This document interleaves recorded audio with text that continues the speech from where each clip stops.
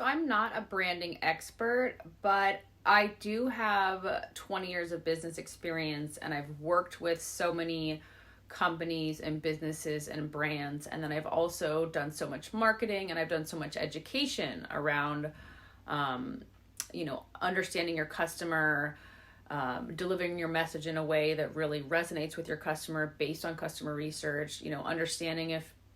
you have an overall sense of like a color palette, if you do have a logo, if you do have messaging and marketing and images and photos that have a consistent feel and look to them, that can all kind of encompass how people perceive your brand and your business. And I encourage you to take a look at my website and my Instagram and kind of see if instantly you can get a sense of my brand from my website and from my Instagram and from other things that you see me putting out there. Ideally, you can.